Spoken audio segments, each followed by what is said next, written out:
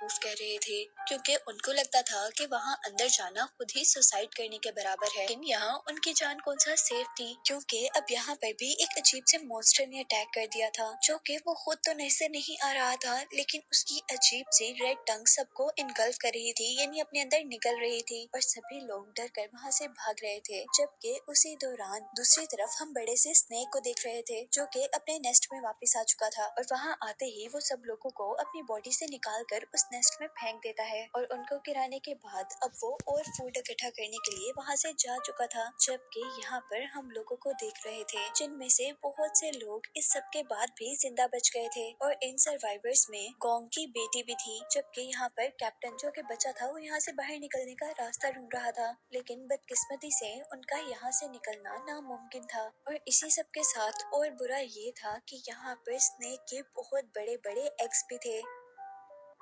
Captain उन eggs को हाथ लगाकर चेक करना चाहता था, लेकिन गोंग की बेटी उस कैप्टन को ये करने से मना कर देती है, क्योंकि वो एग किसी भी टाइम टूट सकता था और उसमें से एक मॉन्स्टर यानी एक स्नेक निकल सकता था। और अब सब लोग होपलेस हो चुके थे, क्योंकि उनको लगता था कि वो मर जाएंगे। और यहाँ एक अजीब बेवकूफ सा बिजनेसमैन एक पत्थर को उठाकर उस एग को तोड़ देता है, क्योंकि उसे लग रहा था कि अगर एग को हम पहले ही तोड़ देंगे तो उसके अंदर स्नेक वैसे ही मर जाएंगे। लेकिन यहाँ पर उसने अपने साथ साथ सबको खतरे में डाल दिया था, क्योंकि अब उस एग के अंदर से एक बेबी स्नेक निकला था, और स्नेक को देखकर सभी लोग भागकर एक केव के पीछे छुप जाते हैं। जबकि अब स्नेक उन लोगों को खाने के लिए उनके पीछे था, लेकिन इससे पहले कि वो लोगों को खा पाता, वहाँ पर वो एक औरत को देखता है जो कि पैरालाइज थी, और वो हेल्प के लिए चिल्ला रही थी, लेकिन यहाँ उसकी मदद को कोई भी आने वाला नहीं था। जबकि वो स्नेक बाकी सब लोगों को छोड़कर उस औरत को खा जाता है, जिससे बाकी सर्वाइवर्स यहाँ पर बच गए थे। और इसके बाद